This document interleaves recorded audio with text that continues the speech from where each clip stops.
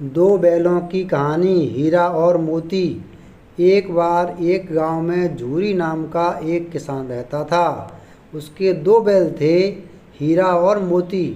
दोनों ही बैल हट्टे कट्टे व बलशाली थे। झूरी को उन दोनों से बहुत लगाव था। दोनों बैल भी झूरी को बहुत पसंद करते थे। हीरा और मोती का आपस में इतना लगाव था कि यदि कभी एक खाना न खाए तो दूसरा भी घास को मुंह तक नहीं लगाता था। एक दिन की बात है, झूरी की पत्नी का भाई गया दोनों बैलों को अपने साथ ले गया। दोनों बैल इस बात से हैरान थे कि उन्हें गया के हवाले क्यों किया गया है। शाम होने तक दोनों नए घर व नए लोगों के बीच में थे, लेकिन उन्हें वहाँ सब बेगाना लग रहा था। रात को जब सभी सो रहे थे तो दोनों रस्सी तोड़कर झूरी के यहाँ भाग खड़े हुए। सुबह सवेरे ही जब झूरी ने उन्हें अपने यहाँ देखा तो दौड़कर गले से लगा लिया। ये सब देखकर झूरी की पत्नी बिल्कुल खुश नहीं थी। उसने दोनों को खूब खरी खोटी सुनाई और यह निश्चय किया कि दोनों को खाने में केवल सूखा भूसा ही मिलेगा। अगले दिन गया फिर आकर दोनों बैलों को अपने साथ ले गया। गया पिछले कल की घटना से बेहद क्रोधित था, इसलिए उसने वहाँ भी दोनों को खाने के लिए सूखा भूसा ही दिया। किसी तरह रात कटी और सुबह दोनों को हल जोतने के लिए खेतों में ले जाया गया। हालांकि दोनों ने जैसे एक कदम भी न उठाने की कसम खा रखी थी। दोनों की खूब पिटाई हुई। रात को खाने में फिर भूसा मिला।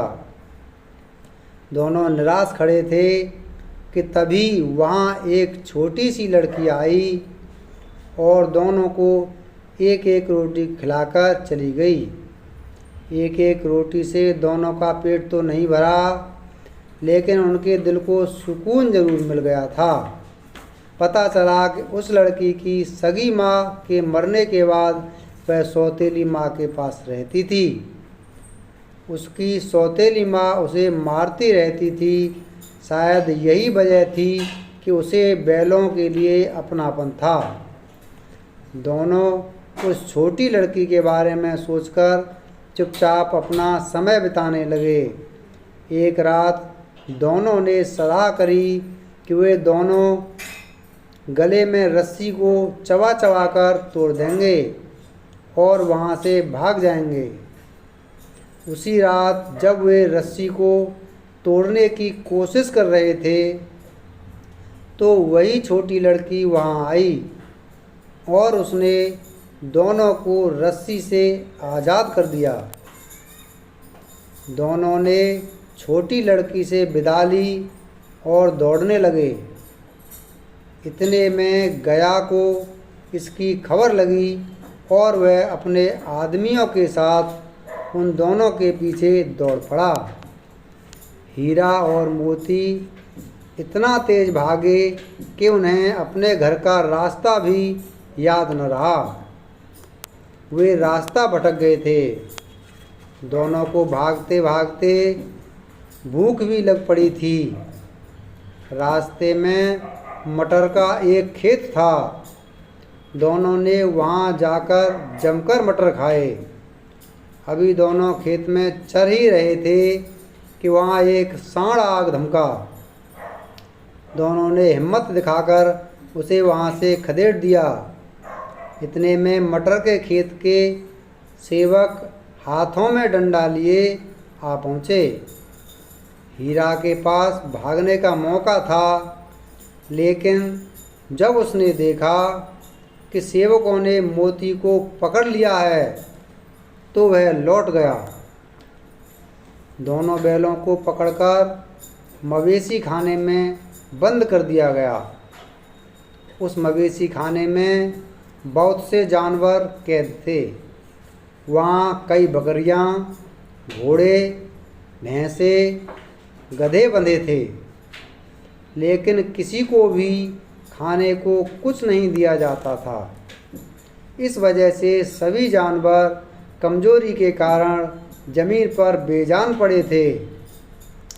जब पूरा दिन बीत जाने पर भी खाने को कुछ न मिला तो हीरा के सब्र का बांध टूट गया। उसने बाड़े की कच्ची दीवार पर जोर से अपने सींग गड़ा दिए। इससे मिट्टी का एक टुकड़ा निकल आया। यह देखकर हीरा को हिम्मत मिली और वह दौड़ दौड़ कर अपने सींगों से दीवार की मिट्टी गिराने लगा। तभी मवेशी खाने का चौकीदार हाथ में लालटेन लिए जानवरों की हाजिरी लगाने आ पहुंचा। हीरा की करतूत देखकर उसने उसकी डंडे से पिटाई शुरू कर दी और उसे मोटी रस्सी से बांधकर वहाँ से चला गया। हीरा ने मोती से कहा, आज अगर यह दीवार गिर जाती तो यहाँ बंधे हुए कितने ही जानवर आज़ाद हो पाते।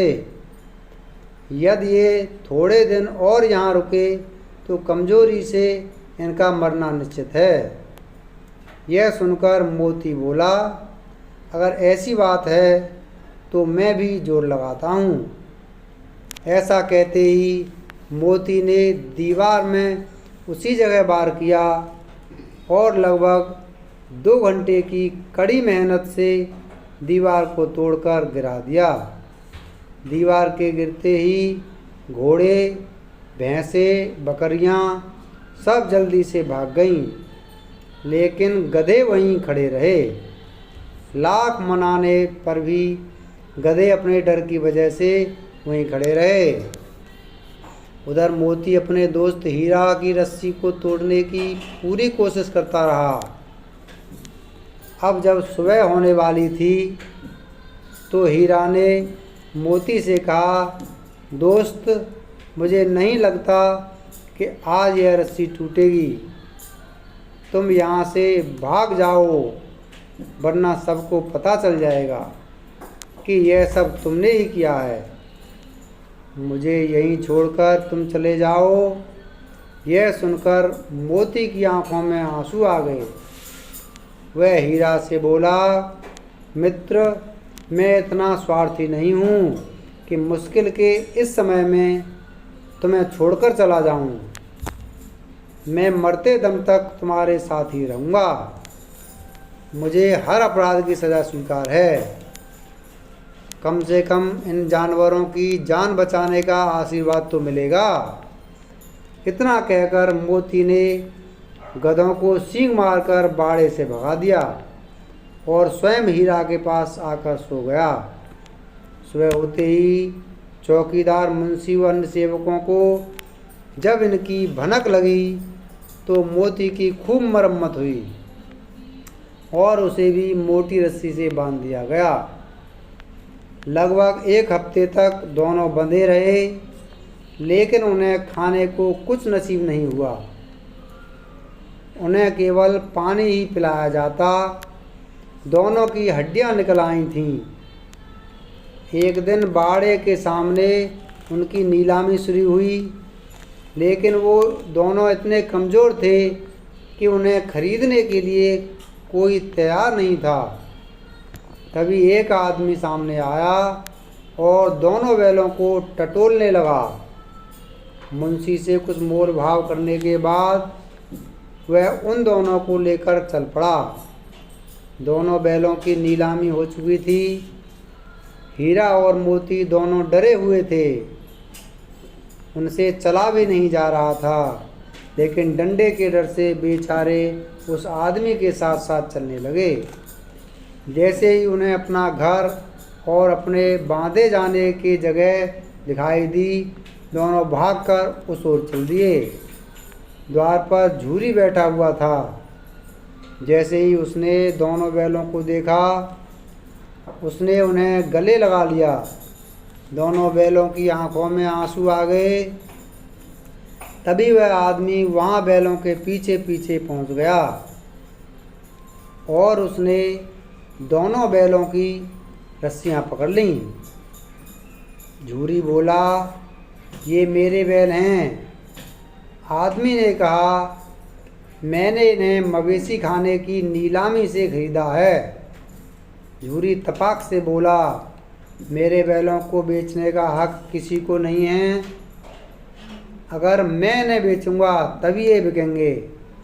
आदमी ने जवाब दिया, मैं थाने में जाकर रपट दर्ज करवाता हूँ। झूरी बोला, ये मेरे बैल हैं, इसका सबसे बड़ा सबूत यह है कि यह मेरे द्वार में खड़े हैं। फिर उस आदमी ने आव देखा न ताव और दोनों बैलों को अपनी ओर खींचने लगा। तब दोनों बैलों ने भी उसे अपने सींगों से खदेड़ दिया और गांव से दूर भगा दिया। इतनी देर में दोनों बैलों के लिए भूसा, दाना और चारा भर दिया गया। हीरा और मोती दोनों मिलकर चारा खाने लगे। झूरी साथ में खड़ा उन्हें सहला रहा था। तभी झूरी की पत्नी भी अंदर से आई और उसने दोनों बैलों के साथ माथे चूमे और खूब प्यार दिया।